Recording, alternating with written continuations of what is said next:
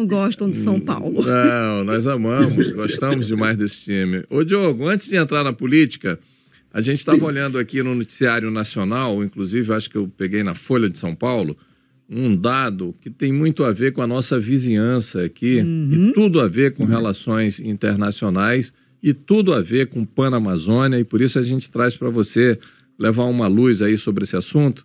A Colômbia bateu o recorde de cultivo e produção de cocaína, aumentando as colheitas de folha em quase 13% no ano passado.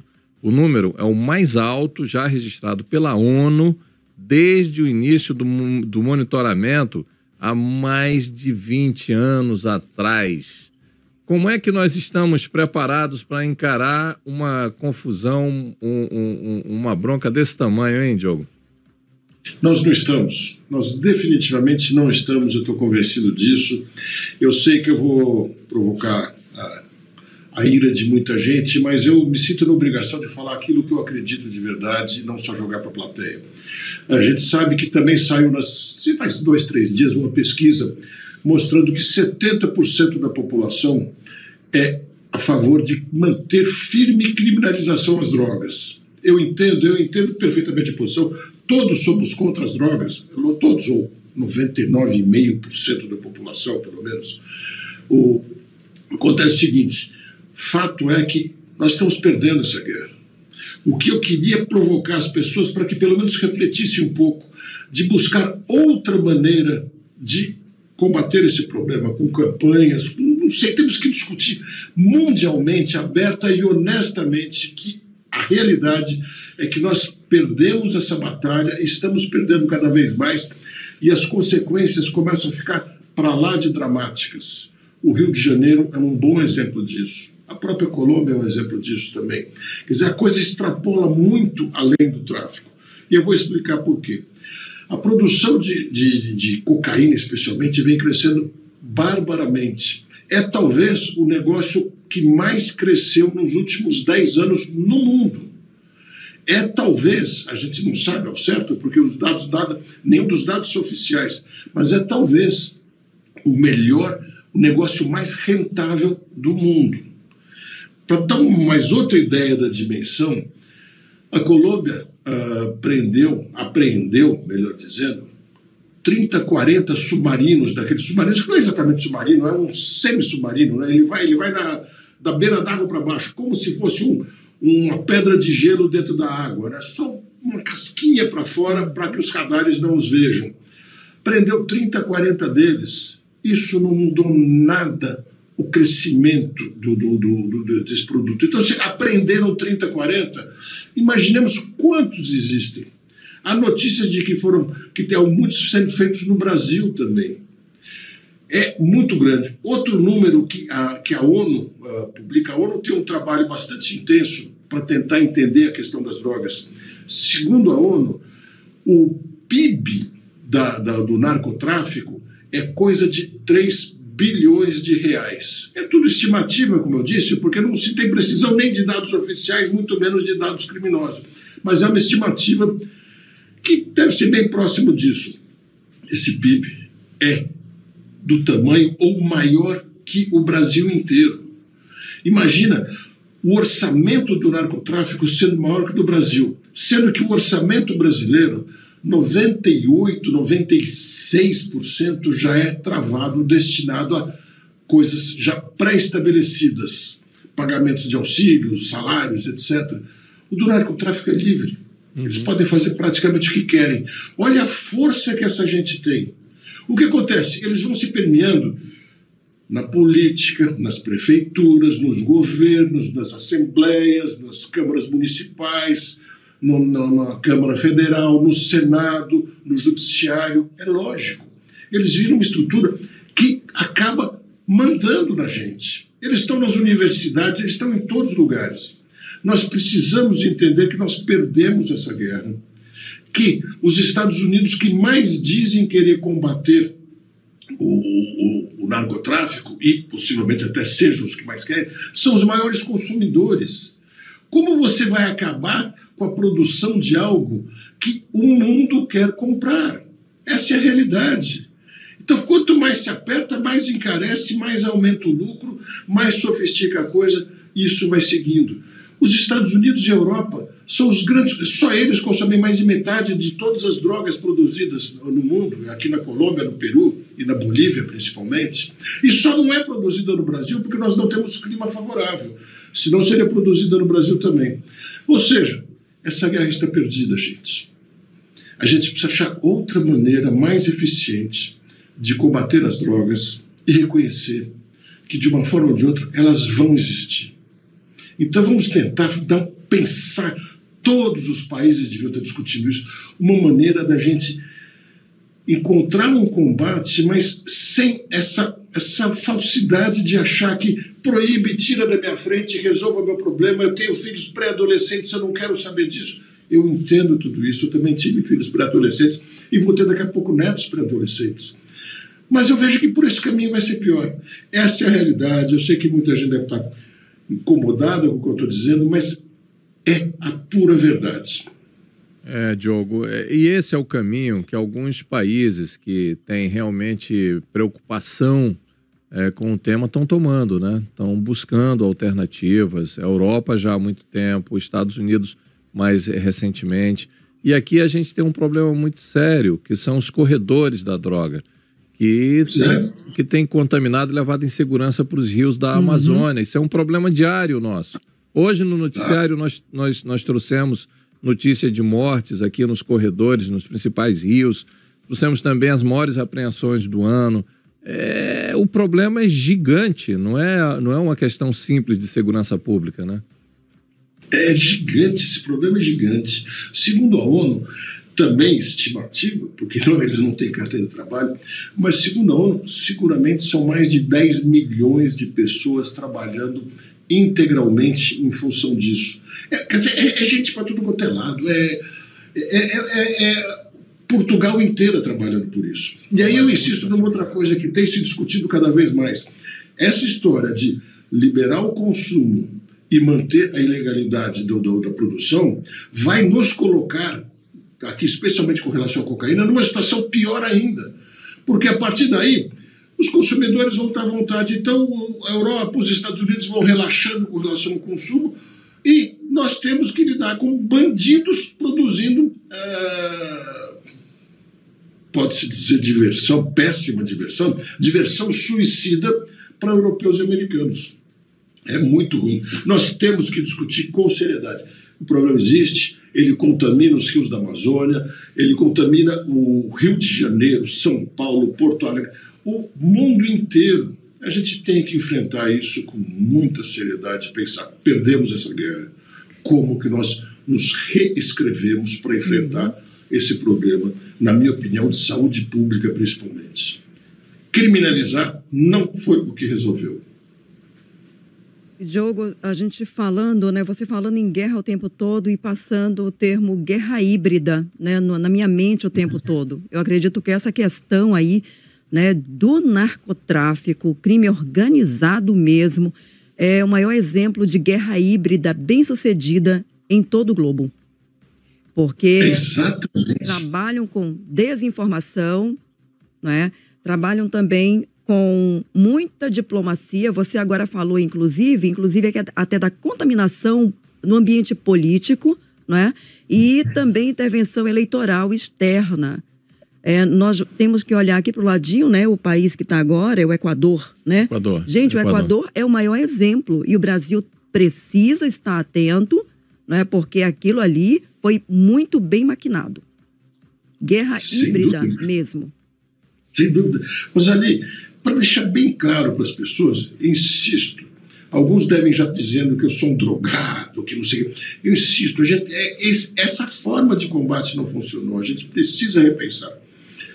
Como o orçamento que eles têm, que o narcotráfico tem na mão, é mais ou menos do tamanho do orçamento brasileiro, a gente tem que entender o seguinte: eles têm mais poder bélico do que a Rússia, que está atacando a Ucrânia faz 1 ano e meio, e era a grande rival dos Estados Unidos até há pouco tempo, talvez ainda seja.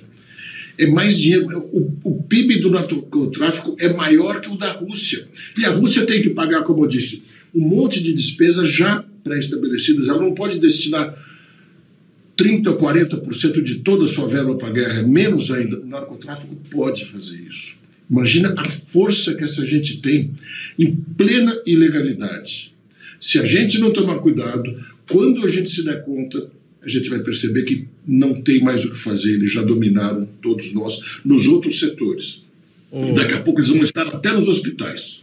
Pois é, Diogo. E esses dados aí vindo pela ONU dá uma sinalização de que a ONU pode dar uma coordenada, né, uma catalisada em tudo isso e mostrar para o mundo o tamanho do problema, já que a droga vai contaminando ali os países e tal, e vai calando o debate. Mas o debate indo lá para a ONU pode ser um caminho, né? Pode ser um caminho. Sem dúvida. E aí você veja que coisa interessante. Nós temos um presidente que vai fazer, acho que a 21ª viagem ao exterior nessa semana, né? Ainda vai a Cuba e depois há uma reunião da ONU, né? Que ele faz a abertura dos trabalhos lá, como o presidente brasileiro faz todos os anos. Ele está querendo ser o protagonista de uma nova organização comercial do mundo, de alguma coisa assim. No fundo, acho que ele está querendo se aproximar mais da China, mas ele quer mostrar que ele é um líder mundial. Se tivesse um pouco de grandeza, talvez ele pudesse assumir para si essa discussão. Mas de falar, insisto, não é de sair defendendo a liberação, se falei, pronto, acabou, e cada um faz o que quer. Embora eu defenda a liberdade individual, a gente sabe que essas coisas têm que ser feitas com muito cuidado. Como o álcool, não pode ser vendido abertamente em qualquer lugar, deveria haver mais restrição para a venda do álcool. Proibir não adianta, mas de uma maneira mais restrita, mais cuidadosa. Por que o nosso presidente, já que quer ser líder mundial, não assume essa discussão de dizer, gente, nós perdemos, e nós que estamos no hemisfério sul, na América do Sul, estamos com a pior parte do problema. Nós precisamos que o mundo sente para discutir. Isso seria a posição de um líder de verdade, tá? Para buscar uma solução mais responsável para esse problema. Falando em política, vamos adiante, né, Rosalie? Vamos, porque agora nós vamos entrar aí no quesito em que a Justiça do Distrito Federal, Diogo, determinou a anulação do ato que estendeu o mandato da atual Comissão Executiva Nacional do PSDB, presidida pelo governador Eduardo Leite, do Rio Grande do Sul. Com isso, a Justiça pediu o afastamento do atual governador, né, do Rio Grande, da presidência do partido e determinou novas eleições. Tua análise sobre toda essa situação interna aqui do Brasil. Uma briga de criança infantil, daqueles que estão reclamando, mãe, o Pedrinho falou que eu sou feio, e aí começa uma discussão enorme, não sei quem, vai parar, a vizinha entrou na confusão e tal, e no final vai para a imprensa numa discussão que não tem sentido. O que Orlando Morandi foi querer reclamar do... No fundo, ele está querendo jogar uma pedrinha no Eduardo Leite, lá do Rio Grande do Sul. O pior é que essa coisa apareceu no pior momento possível, né? Que é quando o governador do Rio Grande do Sul está às voltas com um gigantesco problema a resolver, de repente aparece essa picuinhazinha aí no meio. Porque, no fundo, Orlando Morandi faz parte dessa executiva também. E nessa briga, o que ele quer? Anular a última decisão que colocou que criou essa executiva, e essa executiva acabou entregando a presidência ao Eduardo Leite. Em novembro já haveriam convenções para novas eleições. Com essa ordem da Justiça, de que dá 30 dias para que ocorra a nova eleição, vai demorar mais uma semana, talvez, para o Eduardo Leite receber isso. Ou seja, se não for em novembro, vai ser em outubro a eleição. Não vai mudar nada. Nada. Foi assim. E ainda mostraram para o Brasil inteiro que eles estão encolhendo e continuam numa brigazinha boba. Mas tem um tiro que ele, sem querer, uma bala perdida nessa história, que talvez beneficie a Aécio Neves. A gente falou dele outro dia, né? Ele também está manchado, está queimado, mas ele tem uma certidão na mão de inocência. Não que eu acredite, mas eu tenho que respeitar. Ele tem essa certidão. Diferente do Lula, não é que foi anulado o processo dele, não é que disseram que o foro estava errado. A justiça foi até o final e, para minha incompreensão, posso dizer, disse ele, é inocente. Tudo que acusaram era errado. É isso que diz a certidão que ele tem na mão. Insisto, eu não acredito nessa certidão, mas ela tem. E eu não posso mais chamá-lo de ladrão, de descondenado, de coisa nenhuma, porque não houve as provas suficientes, segundo a Justiça.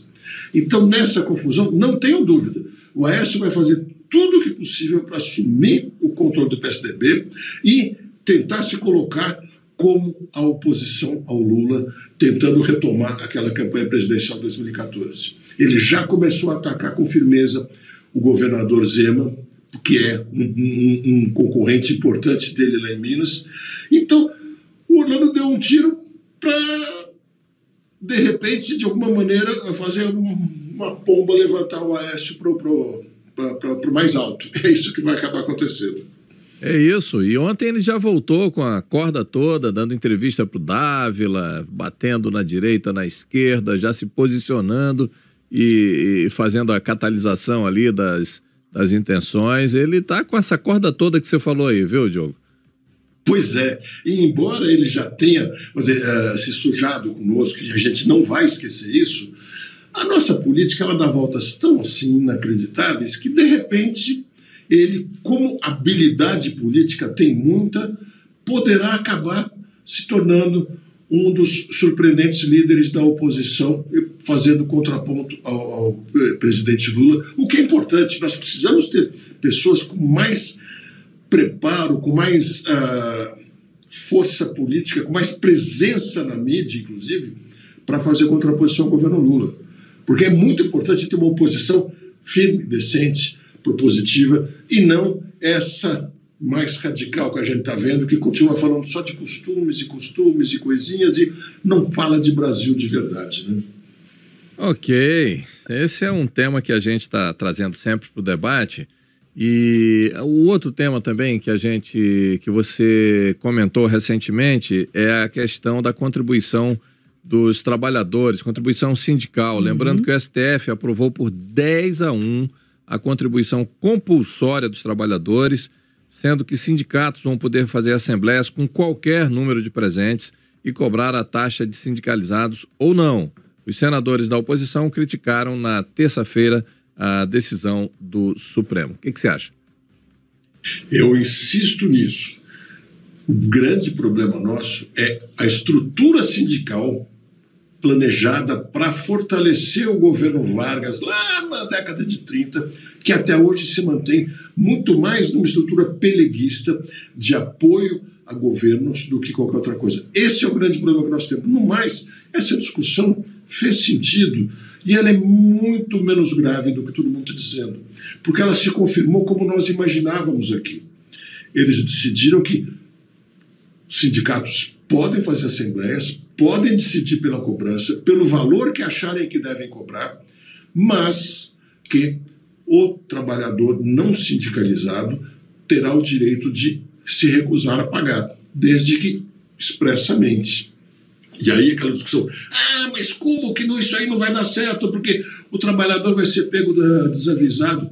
Gente, se nós acharmos que nos tempos de hoje, com essa comunicação que todo mundo sabe, em Manaus o que está acontecendo no Rio Grande do Sul, o que está acontecendo em Manaus, em todos os sentidos, estamos discutindo o clima do mundo inteiro. Se a gente não souber o que está acontecendo no sindicato da categoria a qual a gente trabalha, que está por vir uma cobrança e que basta a gente fazer uma cartinha dizendo, empresa, me nego a pagar, aí o problema está em cada um de nós, certo? Porque é muito simples dizer que isso vai ser complicado, que vão esconder da pessoa esse direito. Eu, do jeito que é mais transparente a relação entre empresas e colaboradores hoje em dia, eu quero acreditar que praticamente todas as empresas vão elas abrirem uma pergunta aos seus colaboradores. Veio aqui essa cobrança, vocês querem pagar, querem que eu desconte dos seus salários? Respondam sim ou não. Quem se calar, entenderemos que foi sim, quero pagar. É só isso.